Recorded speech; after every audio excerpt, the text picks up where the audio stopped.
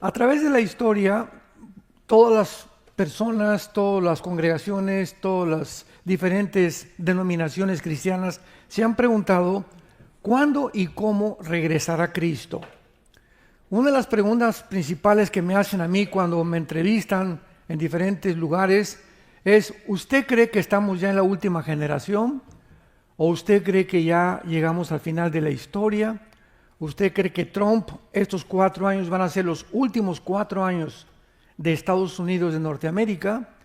¿Usted cree que el apellido de Trump es trompeta? De alguna forma Dios estará dándonos a entender que es él como Trump será la última trompeta para este país. En fin, hay cantidad de preguntas que tenemos nosotros que contestar. Pero cuando me hacen esta pregunta, ¿qué señal podría yo dar? Bíblicamente, desde luego. No, pues yo soñé o se me apareció un ángel, no, de ninguna manera. ¿Qué es lo que dice la Biblia? A la ley y a la palabra nos remontamos, a la palabra profética más segura. ¿Qué señal podría yo compartir con toda seguridad de que nos encontramos en la última generación? Y respondería solamente con una sola palabra: Israel. Israel. Cuando el zar Nicolás II, que fue el último zar de Rusia a finales del siglo XIX, cuando entró ya la revolución bolchevique y mataron a toda la familia del zar con sus hijos, llegó un misionero que le hizo la misma pregunta el zar al misionero: ¿me puede usted demostrar que Dios existe? Y el misionero le contestó con una sola palabra: Israel.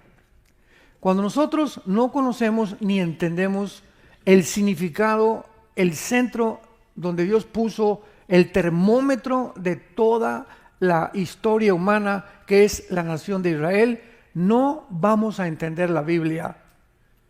No vamos a entender en qué tiempo estamos, ni por qué Dios escogió también a esta nación de una forma milagrosa. Todo el mundo sabemos, ¿verdad?, que nadie conoce el día ni la hora. Dice la Biblia, Marcos 13:32, sin embargo, sí podemos conocer las señales de los tiempos. Entonces, no podemos poner una fecha, ¿verdad? Viene en junio el Señor Jesucristo o el rapto, etcétera, etcétera, pero sí tenemos señales que el regreso de Israel, el 14 de mayo de 1948, marcó la cuenta regresiva de las profecías de los últimos tiempos. Vayamos rápidamente al libro de Mateo, Evangelio de Mateo, capítulo 24, y veamos estas palabras del Señor Jesucristo después de que en todo el capítulo 24 de Mateo, Él comienza a compartir las cosas que iban a suceder en la respuesta que les da a sus discípulos. Porque le preguntaron a los discípulos: ¿qué señal hay de los tiempos? ¿Qué señal hay de tu venida? Etcétera, etcétera. Y todos sabemos lo que Cristo contestó: habrá guerras, rumores de guerra, se levantará nación contra nación. Y sabemos que fue hasta el siglo XX, por primera vez en la historia, que la Primera Guerra Mundial sucedió, 1914 y 1918. Entonces, nunca jamás antes en la historia se había levantado nación contra nación. Toda la historia está manchada de sangre, derramamiento de guerras, revoluciones, golpes de Estado, pero hasta el siglo XX se cumplen las profecías de Mateo 24, nación contra nación. Posteriormente, en 1939, 1945, la Segunda Guerra Mundial. Y como consecuencia surge Israel el 14 de mayo de 1948. Y dice Cristo en Mateo 24, versículo 32, nos da un ejemplo, que esto no es, ¿verdad?, más que una similitud o algo relacionado con la nación de Israel, como lo vamos a ver. Y tiene una profundidad en las palabras de Cristo que vamos a corroborar y a confirmar a continuación. Dice Jesús: de la higuera aprendan la parábola. Número 1, si no sabemos qué es la higuera, no podemos interpretar esta parábola. Y cuando descubrimos qué es la higuera, en Mateo 21, vamos rápidamente a Mateo 21, para que sea la misma Biblia la que nos dé el entendimiento de qué quería decir Cristo con la higuera. Mateo 21, regrésense unas páginas atrás y dice el versículo 18. Por la mañana, volviendo a la ciudad, tuvo hambre. Está hablando de Jesús. Y viendo una, ¿qué cosa? Y viendo una higuera cerca del camino, vino a ella y no halló nada en ella, sino hojas solamente. Y le dijo, nunca más nazca de ti fruto, y se secó la higuera. Viendo esto los discípulos decían maravillados, ¿cómo es que se secó enseguida la higuera? Y él respondió Jesús, de cierto que si no tuvieran fe como lo que le pasó a la higuera, ¿verdad? Sino que a este monte le digan, quítate, échate el mar, será hecho, y lo que pidan en oración creyendo lo recibirán. Cristo, al secar la higuera y maldecir la higuera, ¿a quién estaba maldiciendo? A la nación de Israel. Esto fue un día antes de que lo crucificaran. O sea, él sabía que Israel lo iba a rechazar y que el momento que Israel lo rechazara, la maldición caería sobre Israel. Como cayó 70 años después de que él murió y en la cruz, que llegó el general Tito Romano, enviado por Vespasiano, el emperador de Roma, y no dejaron en Israel piedra sobre piedra. Y desde el año 70, escuchen, desde el año 70 después de Cristo hasta 1948, Israel no tuvo tierra, no tuvo sacerdocio, no tuvo templo, fueron exiliados y dispersados por todas las naciones del mundo, y todos los años, por casi 1800 y pico de años, oraban el año que entra en Israel. Nunca en la historia ha habido una etnia, una civilización, una tribu, una nación que haya sido sacada de su nación y que hayan mantenido su cultura, sus tradiciones, su idioma y su religión. Porque la tendencia es ser absorbidos por las demás naciones. Vean ustedes aquí en Estados Unidos, un ejemplo. Aquí llegan a Estados Unidos mexicanos, guatemaltecos, costarricenses, nicaragüenses, etcétera, etcétera. Y la tendencia es de los que llegan aquí en Estados Unidos no ser vistos como no gringos o como no americanos. Entonces, inmediatamente todos los latinoamericanos que llegan a Estados Unidos se quieren vestir como los americanos, con su cachucha, sus calcetines blancos, ¿verdad? Etcétera, etcétera. Ya no quieren hablar español. Qué tristeza, ¿no? Porque ahorita los bilingües le están pagando más grande el salario. Y comienzan a olvidarse todos porque no quieren que sean identificados diferentes a los que viven aquí. Y estoy hablando, los italianos ya no hablan italiano, los que viven aquí, alemanes, ya casi no hablan alemán, los que vienen de Latinoamérica no quieren hablar español, son absorbidos por la cultura y te tienes que adaptar porque vives aquí. Es lógico, ¿verdad? No les pasó así a los judíos. Los judíos, no estamos hablando de 30, 40 años que hayan sido dispersados, 1800 años. Mantuvieron su idioma, mantuvieron su cultura, mantuvieron su religión, mantuvieron sus tradiciones. No se olvidaron de nada de aquello que habían aprendido desde Abraham, Isaac y Jacob. Y cuando llegan el 14 de mayo de 1948, es el milagro más grande, como lo vamos a desarrollar, de la historia moderna. Regresamos a Mateo 24:32.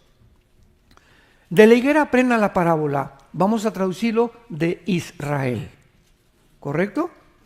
Muy bien. Cuando ya su rama está tierna y brotan las hojas, no el fruto. Ojo, cuando brotan las hojas, saben que el verano está cerca. Así también ustedes, cuando vean todas estas cosas, conozcan que está cerca las puertas. De cierto os digo que no pasará esta generación hasta que todo esto acontezca. El cielo y la tierra pasarán, pero mis palabras no pasarán. Cristo no pudo haber estado hablando de la generación a quien le habló, porque ninguna de estas señales se cumplió en la generación de Cristo. Ahora, la segunda pregunta es, ¿qué representan las hojas? Bueno, las hojas representan, ¿verdad?, que comienza el árbol o la higuera a florecer y después de las hojas vienen los higos o viene el fruto. Entonces, en el 48, Israel regresó, pero no se convirtieron al Mesías. Renació Israel nacionalmente, pero no espiritualmente. El renacimiento de Israel, o la segunda aliyá de Israel, será en los últimos 7 años de la tribulación, cuando se conviertan durante el tiempo de los juicios de Dios, que está en el Apocalipsis. Entonces, cuando dijo Jesucristo que ya la higuera han brotado las hojas, debemos de saber que está el tiempo cercano. Y Jesús nos da la clave. No pasará una generación cuando todo esto que les estoy diciendo se va a cumplir. Muy bien. ¿Cuántos años tiene una generación bíblicamente? Bueno, en Génesis 15, cuando fueron a Egipto, les dijo Dios, ¿verdad? Pasarán 4 generaciones, y ahí eran de 100 años cada generación. En Génesis, y luego así fueron reduciéndose. Josué fue el último hombre de Dios que vivió un poquito más de 100 años. Ya de Josué para acá, dice la Biblia en el Salmo 90, la edad de los seres humanos será 80, 85 los que no toman Coca-Cola. Ni conchas de la tía Rosa para desayunar. O sea, los más robustos, los que se cuidan, los que beben 2 litros de agua diarios, los que hacen ejercicio, van a llegar a los 80, 85, y muchos hasta los 100, como el doctor Billy Graham, ¿verdad? El más grande evangelista del siglo pasado, que casi muere a los 100 años.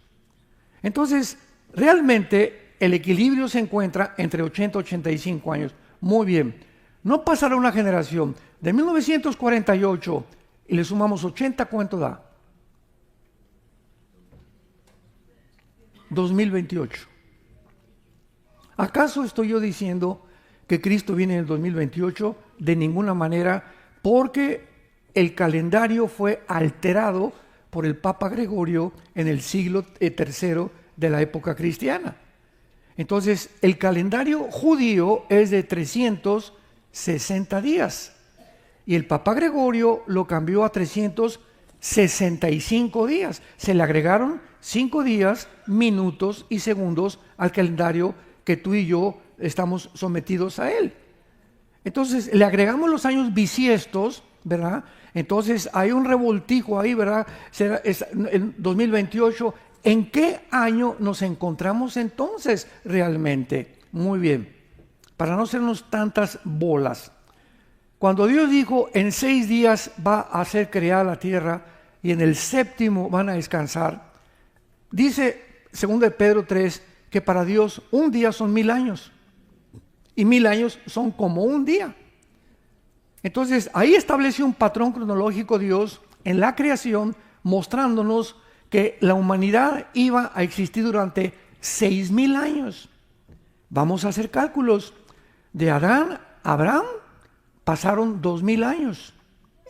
De Abraham a Cristo pasaron 2000 años. Y no hay la menor duda que de Cristo a nuestros días estamos en el año 2024. El problema está que parece que nos sobran 24 años, ¿verdad? Porque debió haber acabado o venido Cristo en el año 2000. Entonces, ¿cuál es el problema? Es muy fácil de resolver. Porque estamos en el 2024, sin embargo, ¿desde cuándo estamos contando los últimos 2000 años? ¿Desde cuándo? ¿Desde el nacimiento de Cristo o desde su muerte? Desgraciadamente lo están contando desde el nacimiento de Cristo. Entonces estamos en el 2024, réstale 33 años de la vida de Cristo, que son el tiempo de la ley. Él murió y la dispensación de la gracia comienza en la muerte de Cristo. Ahí, por eso Lucas, Mateo y Juan, los evangelios están bajo la ley. El Nuevo Testamento no comienza con Mateo. Yo abro mi Biblia y dice Nuevo Testamento, espérame tantito, se equivocaron los que imprimieron la Biblia. Eso no está en los originales. El Nuevo Testamento comienza en Hechos capítulo 2, hasta que el Espíritu Santo bautiza y nace la iglesia que no existía en el Antiguo Testamento. Somos el cuerpo de Cristo. Entonces, si le quitamos a 2024 los 33 años, ¿en qué año estamos? 1991. Siguiendo esta lógica matemática, estamos en 1991. ¿Cuánto falta para el 2000? Quítale 7 de la tribulación. ¿Cuánto nos quedan? Los 4 años de Trump. Yo sabía que se iban a marear. Todo esto no son de una forma dogmática, simplemente estamos jugando con números para darnos cuenta, no poner ninguna fecha, pero todo esto nos indica que estamos más cerca de lo que nos imaginamos. Estamos más cerca de lo que nos imaginamos. ¿Serán realmente estos 4 años los últimos que Dios le da a Estados Unidos? ¿Podrá después de los 4 años que va esta nueva administración, que van a restaurar los altares de Dios como del Antiguo Testamento que derribaron la antigua administración bajo el presidente Biden, y bajo esta administración volverá Dios a hacer algo con esta grandísima nación que es Estados Unidos de Norteamérica, que desde hace más de 75 años después de Israel no hay ninguna otra nación más bendecida que esta nación donde tú y yo estamos viviendo y por la cual debemos orar. ¿Estará Dios diciéndonos algo? Esas son las preguntas que yo les hago a ustedes. No nos hagan por ahí, el hermano Alduicín dijo que venía Cristo en el 2028. Ya nos atacan como ustedes no se imaginan, porque no oyen lo que estamos diciendo. No estamos afirmando ni dogmatizando algo, estamos mostrando que desde que regresó a Israel es un tiempo precioso que Dios nos muestra que se acabó. Porque no sé si en el 28 o en el 30, ¿verdad? O en el 32, pero estamos ya al final. Ya no pasamos de eso.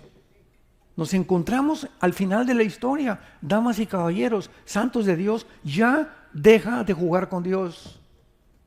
Toma en cuenta a Dios en serio ya en tu vida. Ya pon seriedad y dedícate a la oración. Toma en serio la oración.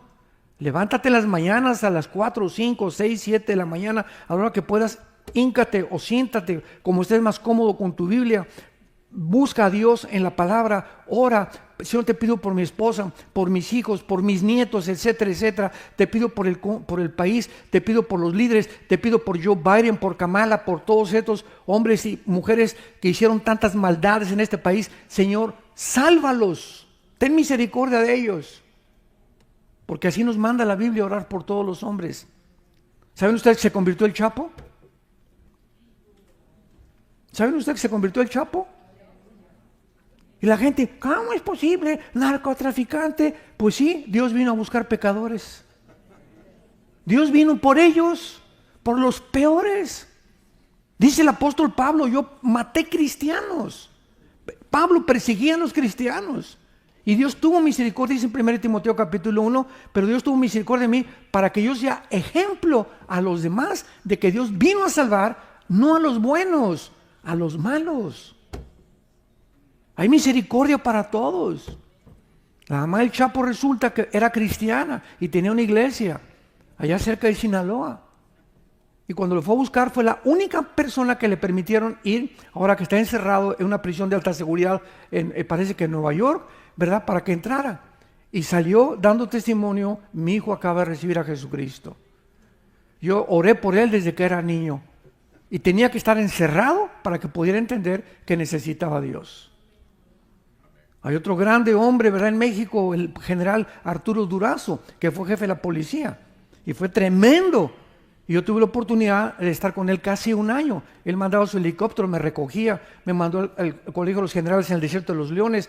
Y cuando Durazo murió cerca de Burgos, Cuernavaca, el estado de Morelos, lo encontraron con la Biblia aquí en el pecho, con Juan 17, diciendo, ¿verdad? Recibí a Jesús en mi corazón.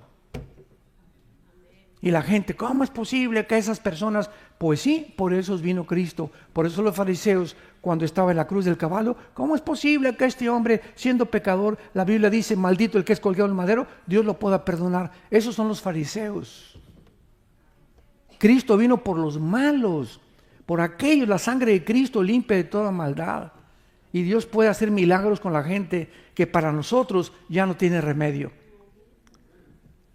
Cuando ustedes vean que brotan las hojas, sepan que está cerca. No pasará esta generación hasta que todo esto acontezca.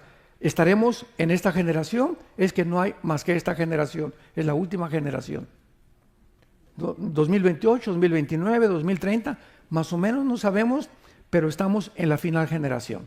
Es lo único que podemos afirmar con todo el corazón. Muy bien. Ahora, vamos a explicar un poco más acerca de Israel, para que podamos entender. Dios en la Biblia se mueve por etapas.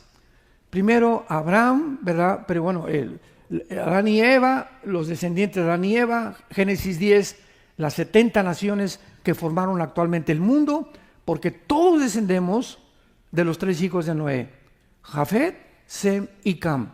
Todos nosotros descendemos de los 3 hijos de Noé.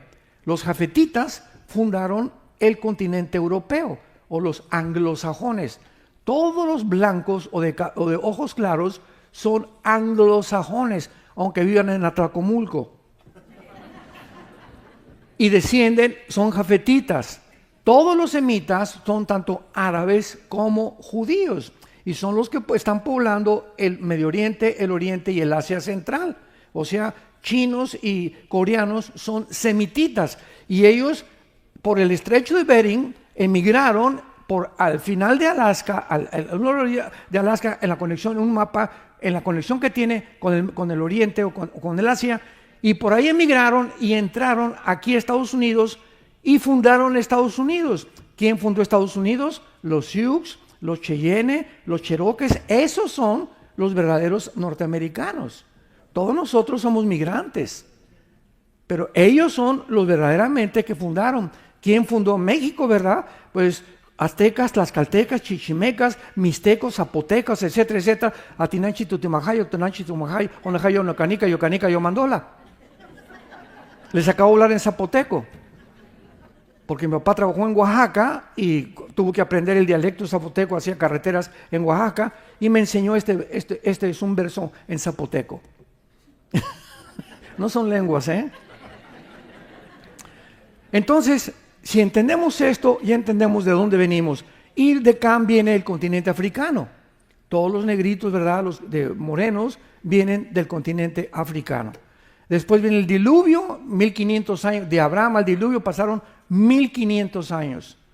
Y 400 años después del diluvio, estamos hablando ya casi 2000 años desde Adán, Dios llama a Abraham. Y Abraham no era judío. Abraham viene de Irak, de Ur de los Caldeos. La frase tierra de los caldeos o tierra de Sinar en la Biblia es la región de Irak, de Siria y de Libia. Entonces Dios llama a un hombre de Irak para que él venga y comience a fundar a través de él una familia. Que nace Isaac, Dios le promete a Abraham, de Isaac viene la descendencia del Mesías. La promesa de Génesis 3:15, de la semilla de la mujer vendría el Mesías que heriría en la cabeza a la semilla de la serpiente. Entonces, de Isaac vino Jacob. Se le cambia el nombre de Jacob cuando lucha con Dios y se le pone Israel, que significa el que lucha al lado de Dios.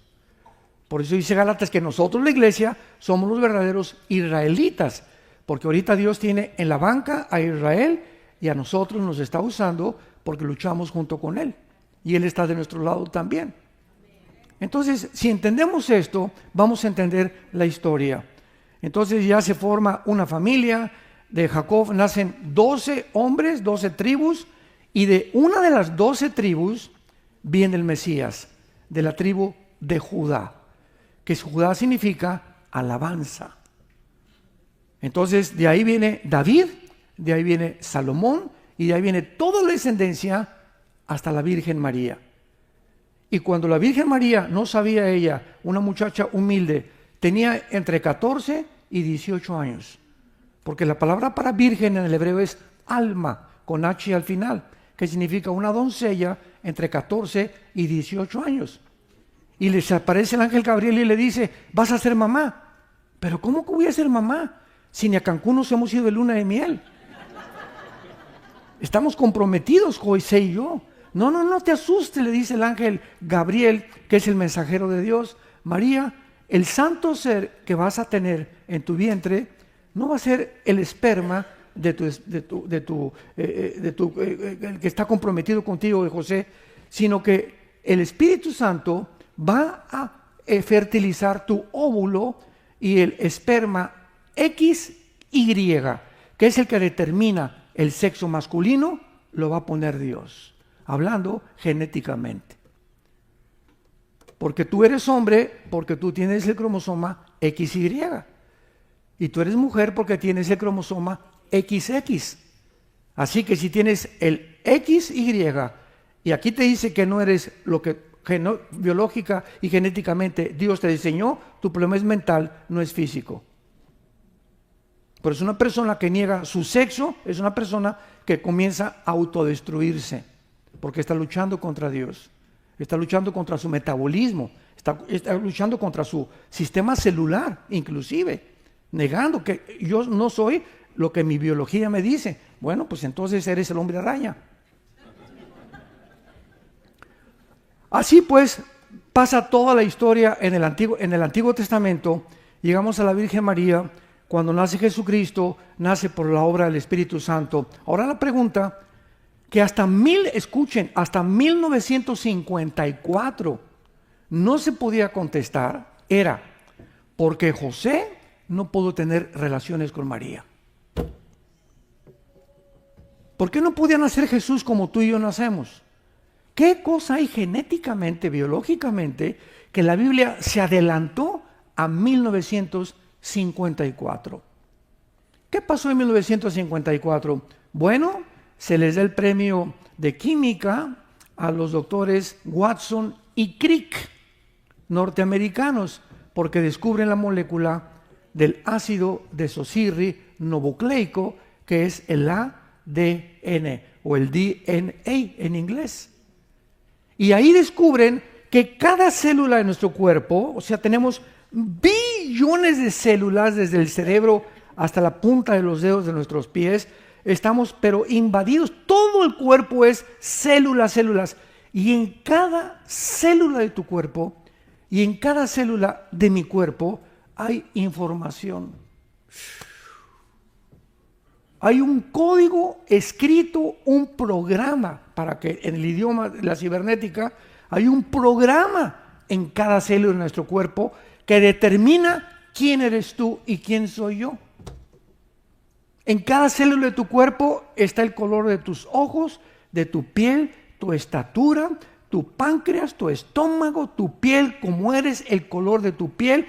Todo está concentrado microscópicamente en cada célula de tu cuerpo. Y como esta información se encuentra contenida en cada célula, pues ahora desde Hitler, ¿verdad? Comenzaron a hacer, el doctor Mengele hizo los primeros experimentos de querer clonar a los seres humanos.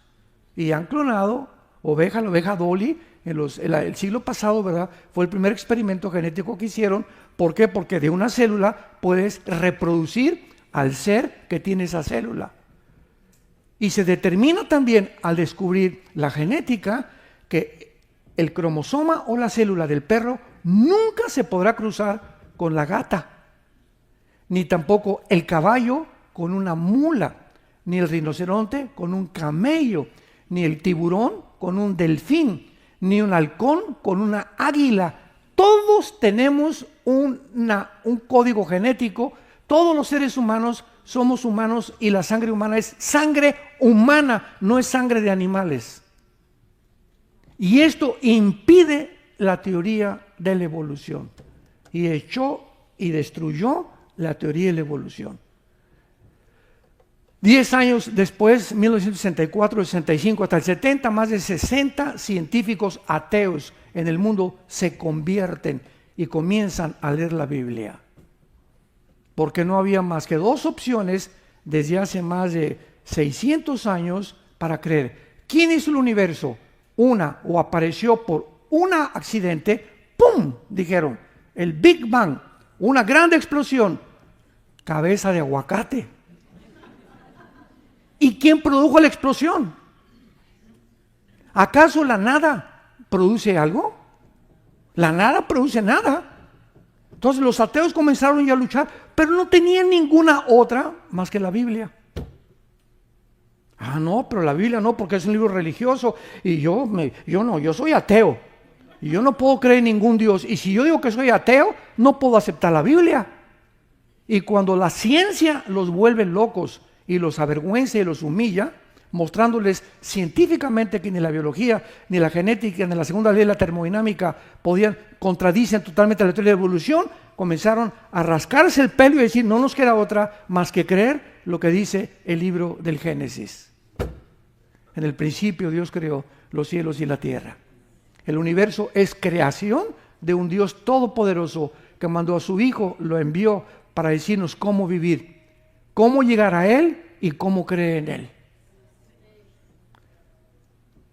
Todo esto fue preparado en etapas. Entonces vemos en la Biblia, en la creación, en Génesis, en Éxodo les da los 10 mandamientos, Levítico las leyes de la santidad, Deuteronomio las leyes de cómo gobernarse, las leyes civiles, y Dios comienza a hacernos un manual de conducta a todos los humanos, y este manual de conducta se los da a los judíos, y les dice a los judíos, ustedes no crean, Deuteronomio 7, no se vayan a creer, no crean que ni por bonitos, ni por guapos, ni por más inteligentes, no, sino por mi soberanía, porque los amé por gracia.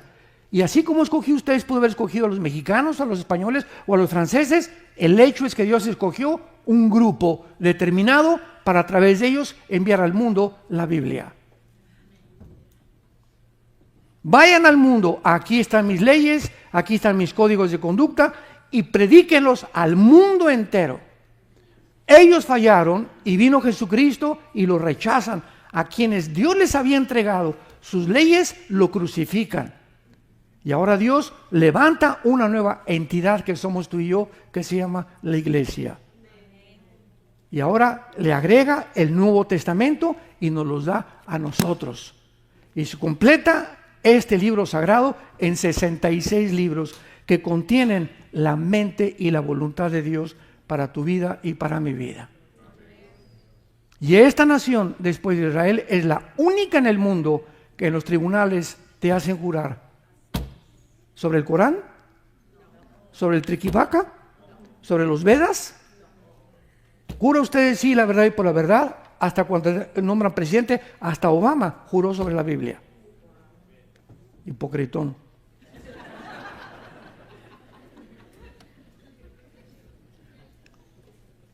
Y en este libro Dios quiere, como dijo Jesús hoy en la mañana en mi devoción, la estaba leyendo, Juan 8, yo soy la luz.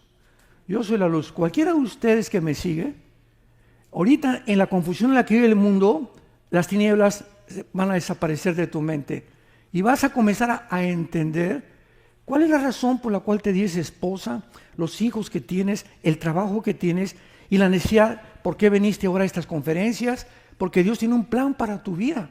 Y nos está alertando, nos está llamando, está sonando la campana, talán, talán, talán, ya viene, prepárense, el Titanic se está hundiendo, sálvese el que pueda.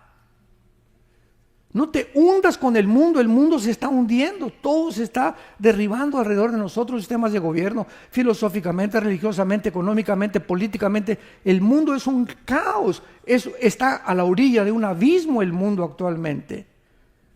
Y tenemos que despertar, porque si no despertamos, fue las 3 conferencias que estuvimos compartiendo. Yo le pido a Dios, por favor, Señor, despierta a tu pueblo.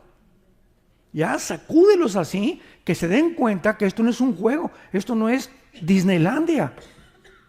Estamos en un mundo caído, donde Dios nos manda como ovejas en medio de lobos. Y nos manda para que seamos luz. Mi luz no es mía, yo reflejo la luz de Jesús. Y hablamos no nuestras palabras, las palabras de Dios, para que el mundo pueda creer que realmente Jesucristo es el Mesías. Muy bien. Para que Israel volviera a aparecer en la historia humana en el 48, Dios tuvo que trabajar también con eventos. Otra vez, con manzanitas vamos a explicarlo, vamos a aterrizar un poco más. Cuando tú ibas a ser ingeniero, pasaste por primaria, secundaria, preparatoria y universidad. o elementary, junior high, high school, university, como dicen aquí en inglés. Pero son etapas, ¿verdad? No brincaste de kinder a primaria. Ahí aprendiste a sumar, a restar, cuadrados, álgebra cuántica, etcétera, etcétera, y de ahí brincas a secundaria y entiendes más, a la preparatoria entiendes más, a la universidad entiendes más y finalmente has logrado el título.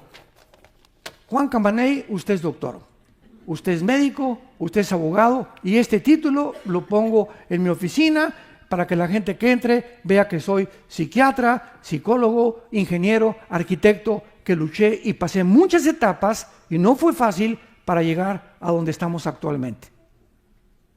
Dios hace todo en etapas. Cuando yo me convertí a Cristo, yo nunca supe lo que Él quería para mi vida porque yo fui ateo. Pertenecía al Partido Comunista Mexicano. Yo me quería ir a Cuba a luchar con la guerrilla urbana. Tenía una foto del Che Guevara grandísima, era mi ídolo en mi casa. Y estaba completamente decepcionado de la religión. Jamás me enseñaron a Jesús, éramos muy católicos. Mi papá traía su cordón de San Francisco de Asís, yo fui moganillo, quería ser cura yo a los 13 años de edad. Y cuando me dicen que tenía que hacer el voto de celibato sacerdotal, o sea, que un cura no se puede casar, les dije, bye bye. Ahí me gustan las mujeres. Mi papá fue por mí, ¿verdad? Y me rescató y me decepcioné de la religión. Durante todo el tiempo, porque estuve en los colegios lasallistas que nos enseñaron la religión, nunca abrimos la Biblia. Nunca me hablaron de Jesús. Me hablaron de los ritos, de las ceremonias, de liturgias, pero nunca de la palabra de Dios. Y me hice ateo, dije, aquí no encuentro la verdad. Y creí yo que en mi ateísmo podía encontrar, y llegó un momento existencial en el que me quise quitar la vida 3 veces. Me quise quitar la vida 3 veces. Estaba completamente decepcionado de la vida, del mundo. Todos son unos hipócritas, el Papa roba, el presidente roba. Pues si se trata, pues vamos a robar. Si los malos son los que triunfan, pues vamos a ser malos. Es la mentalidad, ¿verdad?, del idealista, del tonto que no sabe, como dice Agustín Laje, de los idiotas. Y cuando mi hermano me presta el Evangelio de Juan, o me lo regala, me quedé en Juan 14:6. Yo soy el camino, la verdad y la vida. Cuando encontré a Jesús y leí la Biblia, me convertí. Y en mi conversión entré de misionero. Yo estuve 3 años en la sierra, entre Guerrero y entre Oaxaca, en México, en pueblos de leprosos. Yo creí que me iba a morir de lepra algún día. Increíble, en el siglo XX, lepra. Estuvimos ahí durmiendo en el suelo, en piso de adobe. Mi cojín era un ladrillo envuelto en periódicos. Y así estuve 3 años viendo y dándome cuenta. Dije, Señor, si aquí me quieres, aquí te quiero seguir. Pero me enamoré de Jesús y lo quería seguir a donde quiera. Y entonces yo pensé que era misionero, pero me estaba probando Dios. Después de esos 3 años, bajamos a la civilización, vivíamos en Acapulco, vivíamos en un bungalito, comencé a dar estudios, comenzó a crecer los estudios, de ahí me llevó a la Ciudad de México, comenzaron a crecer los estudios, y en la Ciudad de México creció entonces Vida Nueva para México.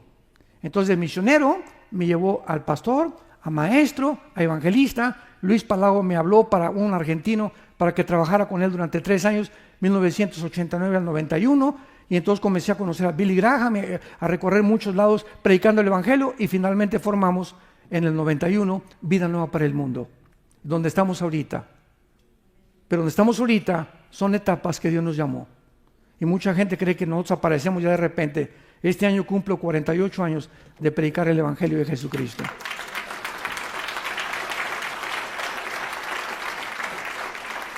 Han sido años muy difíciles, han sido años que hemos luchado, como ustedes no se imaginan. Hemos sufrido persecución, divisiones, etcétera, etcétera, amenazas de muerte. Ustedes no se imaginan lo que atravesamos para que Dios nos use como nos está usando. Y lo primero que nos hace es, antes de usarnos, es aplastarnos y humillarnos.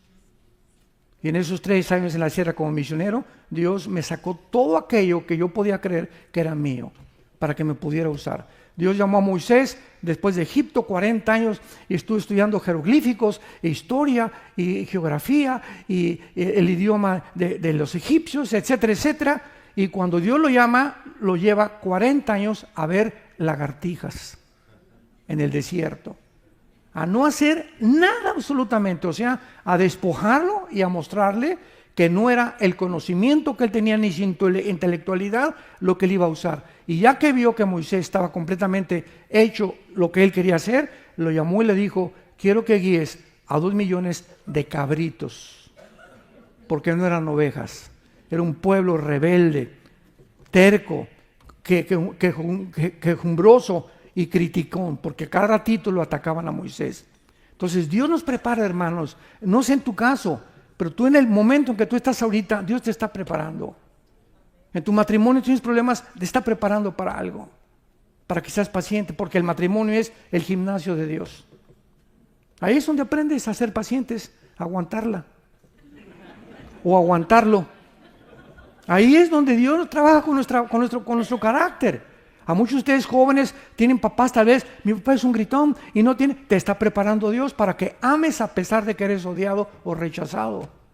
Es que a mí me violaron a los 8 años, pues Dios tiene un propósito para haber permitido eso en tu vida, para que más adelante tengas tú compasión de esas muchachas y puedas ser usada en las manos de un Dios que tú atravesaste el dolor y ese dolor te hizo apreciar el valor de la vida humana. Dios tiene un propósito en todas las cosas.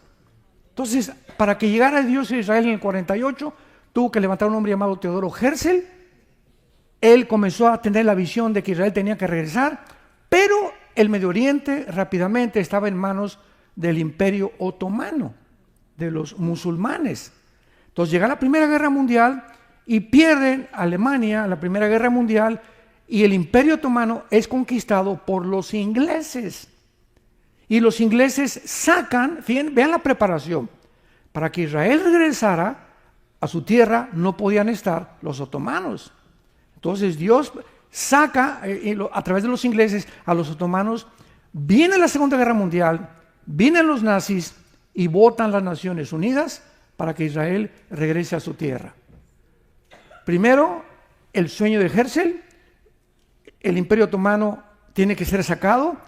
Tiene que haber una Primera Guerra Mundial que prepare a Israel para entrar a su tierra, una Segunda Guerra Mundial para que prepare la tierra para que entre Israel, y cuando Dios ya ve que todo está perfectamente bien delineado y establecido de acuerdo a su programa, pone a Israel para que nunca más lo saquen de su tierra que yo les di, ha dicho Jehová Dios tuyo. 4 guerras, 48, 56, 67 y 73, la guerra de Yom Kippur, y no los han podido sacar. Forjan grupos guerrilleros, Hamas, Hezbollah, los Hutis, Al-Qaeda, ISIS, los talibanes, y no han podido sacarlos.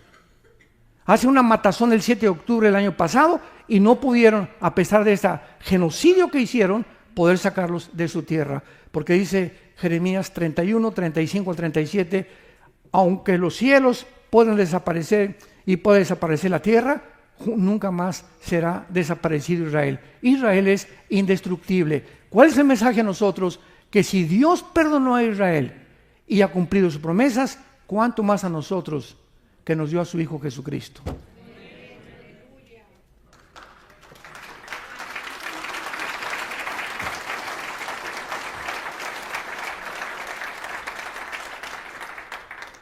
La prueba más grande que Dios existe es Israel. La evidencia más grande de la fidelidad de Dios es Israel.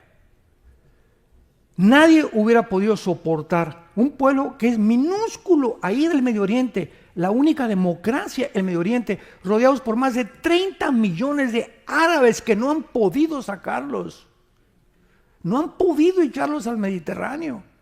Y el odio que hay contra ellos no es contra los mexicanos, ni contra los americanos, ni contra los italianos, ni contra los budistas, ni contra los maometanos, ni contra los musulmanes. ¿Por qué el odio es contra Israel? ¿Por qué? Porque el diablo sabe lo que Dios les dio y a través de ellos vino la Biblia y a través de los judíos vino Jesucristo. ¿Por qué el odio contra la mujer? Veníamos platicando ayer los pastores en el carro. ¿Por qué todas las mentadas de mamá son contra la mamá? ¿Por qué no contra el papá? en todos los idiomas, no se han fijado en eso. ¿Por qué no contra el papá? ¿Por qué siempre la mamá? Mamá, ¿qué tiene la culpa que me la insultes? ¿Por qué? Porque desde el principio de la creación, Satanás odia a la mujer. Porque a través de la mujer vendría el Mesías. Y si detiene los nacimientos, Satanás, pues como vimos en la pandemia, nos quieren eliminar la población.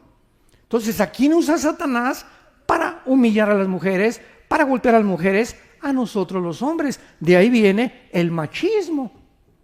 Esto es algo que viene, es bíblico, no es psicológico, no es emocional. El machismo viene, ¿verdad? Los hombres, se nos enseñó, la mujer, como decían los griegos, es para la cama, para la cocina y para que me cuide a los niños.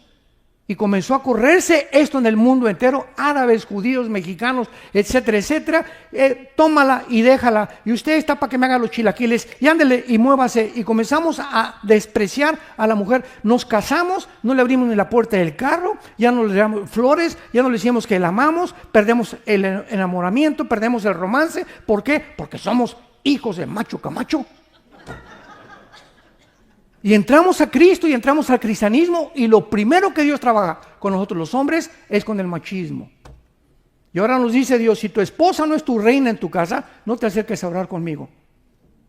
Ni te pares a predicar tampoco, ni a tocar ningún instrumento. Ve, pídele perdón a tu esposa y hazla la reina de tu casa. Y sé considerado, y sé atento, y sé un caballero con ella. Y sírvela en lugar de que ella te sirva. ¿Por qué? Porque yo los amé en la cruz. Ama a tu esposa como yo también en la cruz. Efesios 5. Y cuando comenzamos los hombres a aceptar esto y a actuar de la forma que Dios nos está mandando, escuchen esto, no se imaginan, no tienen idea, varones, cómo te va a bendecir Dios. No se imaginan cómo los va a bendecir Dios, cómo nos va a bendecir Dios. Cuando obedecemos y somos la clase de varones que a nuestros hijos les daremos el ejemplo. Para que nuestros hijos sepan, mis papás nunca le pusieron una mano a mi mamá. Y si no, estas maldiciones se transmiten de generación en generación. Y tenemos que parar ya las maldiciones de nuestros padres. Yo recuerdo mi abuelo fue parrandero y jugador, de parte de mi padre. Mi papá a los 15 años, ven para acá muchacho, me dio un dinero, vete a un prostíbulo porque ya estás grandecito para que te desquinten. Así me dijo mi papá. Ya hazte hombrecito. Y tuvo como 2 o 3 amantes mi padre. No era cristiano, era católico, pero su cordón San Francisco. Y se persinaba todos los domingos. Pero era el diablo en persona. Murió pobrecito, ¿verdad? Muy joven, fumaba 3 cajetillas de cigarros, se puso muy gordo, era muy alto, como 1,90 de estatura. Pero me dejó un ejemplo, ¿verdad? En el que yo no lo quise seguir. Ya Dios lo va a perdonar y ya Dios sabe dónde está y todo, ¿verdad? Pero yo no quiero seguir el ejemplo. Dios me convirtió, Dios me transformó, para que podamos comunicar esto al mundo. Dios viene a revolucionar nuestra vida, a transformar nuestra vida. Si tú te dices cristiano, con esto termino, si tú te dices cristiano y sigues siendo la misma persona de hace 5 años, mentiras que has cambiado. Si tú te dices cristiano y tu esposa te dice, en el último año has cambiado impresionantemente bien, Cristo está en tu vida. Porque Él vino a cambiarnos. Una vez estamos en un seminario de matrimonios que tenemos en la Riviera Maya acá todos los años en octubre y me dice una hermana, oiga, pastor, fíjese que mi esposo pues me pega mucho y es muy malo conmigo. Y le hablé, a ver, venga para acá, don Fulgencio. Y se para, tengo un sombrerote grandote. Sí, pastor. Le digo, ¿por qué hace usted conmigo? Porque así soy y así me hicieron mis papás. Y dije, pues ¿sabe qué, don Fulgencio? ¿Cuántos años tiene usted en Cristo? 6 años. Y en 6 años usted le sigue poniendo la mano a su esposa. Usted es un hipócrita, le dije. Usted arrepiéntase de su vida. Porque si usted no ha cambiado, porque es que así soy y así me quedaré. Le dije, no, Cristo vino a cambiarnos. Nunca digas así soy. No, ya no quiero ser así. Dios, transfórmame a la imagen y semejanza de tu Hijo Jesucristo. Si no tenemos un cambio radical, que mis amigos me digan, cuando me convertí, me estaban diciendo, Armando está planeando algo y se metió en una religión. No creían que yo me había convertido de lo malo que era yo antes. A mi hermano le puse 2 veces la pistola en la cabeza y le dije, si tú me hablas de Cristo, te voy a matar a mi hermano, que me dio a Cristo después. Así era mi corazón de amargado y de duro en que yo estaba contra la vida, porque así fue como me habían tratado. Y viene a Cristo a mi vida y me dice, pues vengo a cambiarte, tú no puedes seguir siendo así. Despójate de tus traumas y de tus complejos y todas esas cosas, porque si no lo haces, no me dejas que el Espíritu Santo transforme tu vida a mi semejanza. Aprendan de mí, que soy manso y humilde de corazón. Dios nos quiere hacer mansos, nos quiere hacer humildes, nos quiere hacer siervos de nuestra esposa, para que imitemos lo que hizo Cristo por nosotros, y entonces Dios comienza a tratar con tu vida, a bendecir tu trabajo, a bendecir tu salud, a bendecir tu matrimonio, a bendecir tus hijos. Si tú no aceptas esto en tu vida, jamás podrás llamarte verdaderamente hijo e hija de Dios. ¿No quisieran muchos de ustedes en esta mañana, al oír este mensaje, arrepentirse? Es hora que tú te arrepientas ya y no salgas por esa puerta como tú entraste.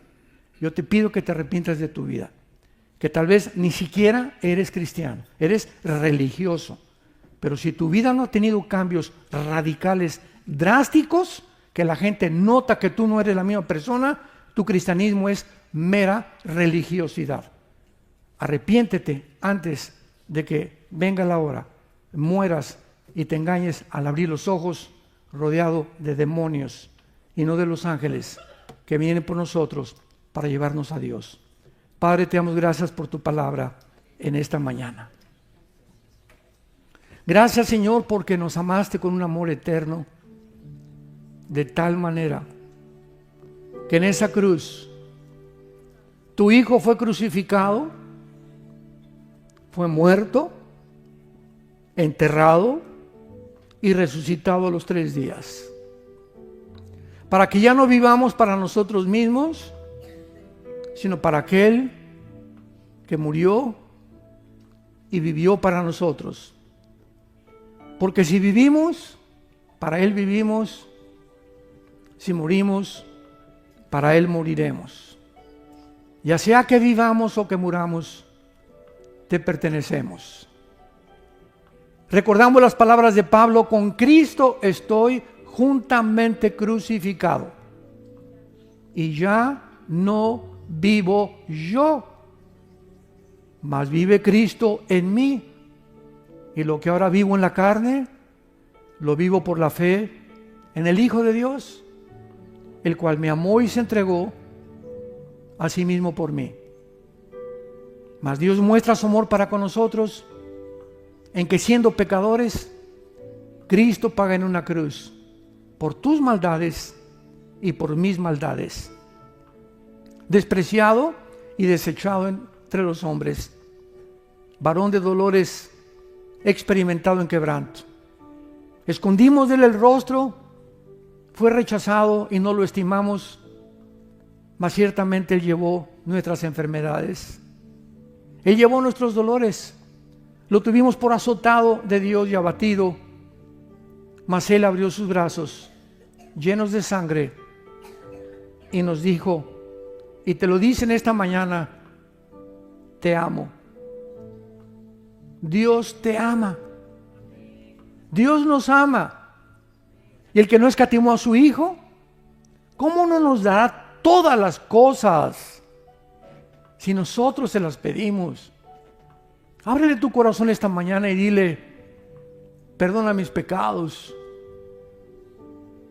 me arrepiento de toda mi vida pasada, Señor. He escuchado que tal vez ni siquiera te tengo en mi corazón.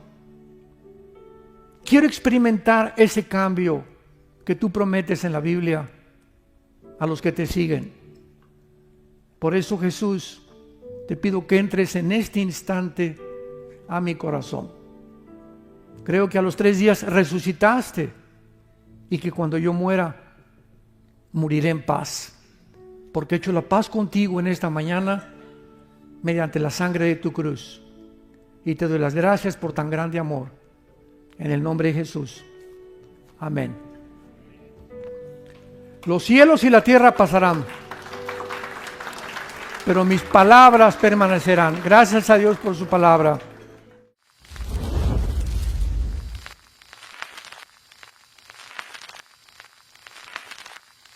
Hola, ¿qué tal? Me da mucho gusto saludarles y quisiera simplemente comunicarles que gracias a todos ustedes a través de todas las naciones del mundo que aman la palabra de Dios y que realmente están interesados en que nosotros como organización Vida Nueva para el Mundo y Armando Alducin Ministries continuemos predicando el Evangelio de la Gracia de Jesucristo y que podamos nosotros continuar haciéndolo gracias a sus donaciones. Este año cumplimos 46 años de ministerio, 46 años donde hemos predicado, hemos enseñado, hemos tenido seminarios y de diferentes formas de estudios bíblicos alrededor del mundo y hemos pensado y considerado de una forma fiel el Evangelio de la sana doctrina de Jesucristo. Nosotros, con todas estas donaciones, tenemos que sostener pastores, misioneros, obras, equipos de televisión, y aún continuamos buscando la manera de poder elevar este ministerio. Hasta este momento quiero que ustedes estén enterados que no tenemos una sola propiedad como organización y así hemos trabajado durante 46 años porque le damos la importancia a la evangelización, a las misiones y también a los hombres de Dios para levantar más pastores. Le damos las gracias y que pueda Dios con su gracia tocar sus corazones y que puedan ustedes invertir en un terreno donde es fructífero, porque creemos que ha producido bastante buen fruto para la gloria de Dios. Gracias, muchas gracias por sus aportaciones y por las donaciones que sabemos ustedes continuarán haciendo para que podamos continuar siendo fieles en la predicación del Evangelio de la gracia de Dios. Que Dios les bendiga.